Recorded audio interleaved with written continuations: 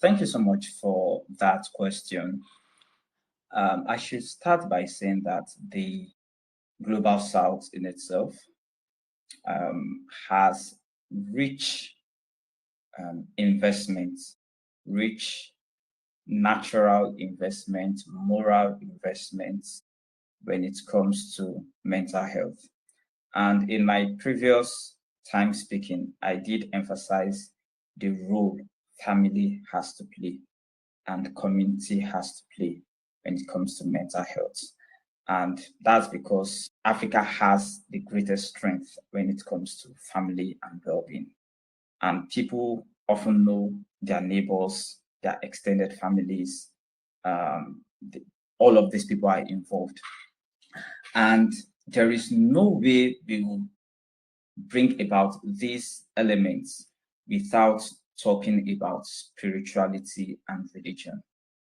Not necessarily from the line of Africa being a religious continent, but because we cannot in exclusivity take away religion from the ecosystem of humanity.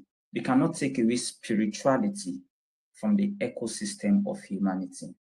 Spirituality is all inclusive. Be it you believe in God or you don't believe in God, it is still you being spiritual. And religion and spirituality play a significant role in many global South societies, be it Ghana, Nigeria, Kenya, Tanzania, Zimbabwe. So whether you are a Christian or a Muslim, or you are someone just rooted in traditional beliefs, many people draw their strength from hope. That sense of belief that there is something or someone that is going to help them or save them from what they are going through. Because at the end of the day, everyone is looking for solution to what they are going through. So you can look for the solution. I love what Memory was talking about through the agricultural sector. We are trying to bring in nutrition, we're trying to bring in all of these things, but everyone is chasing money. So even when it comes to religion and spirituality, everyone is still chasing hope. So they're chasing identity.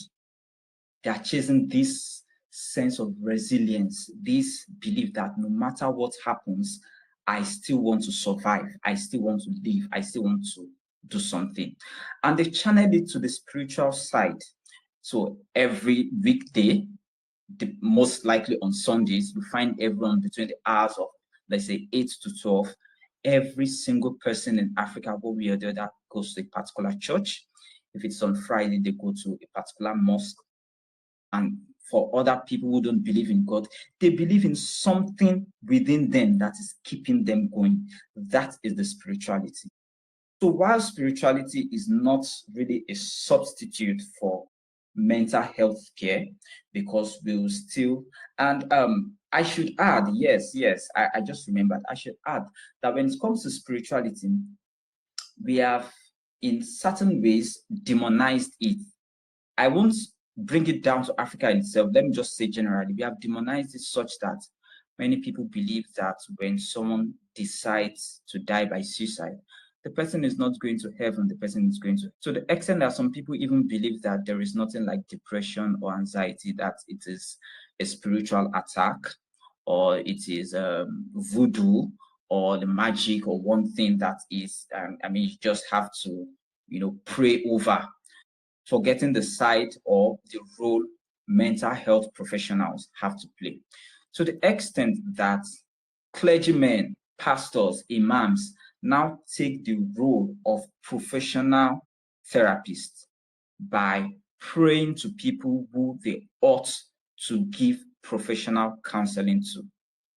So while spirituality is not a substitute for mental health care, it still has its meaningful place to play in the protective factor of the ecosystem of man, the ecosystem of an African being, and the ecosystem of what one has to do when we want to talk about mental health.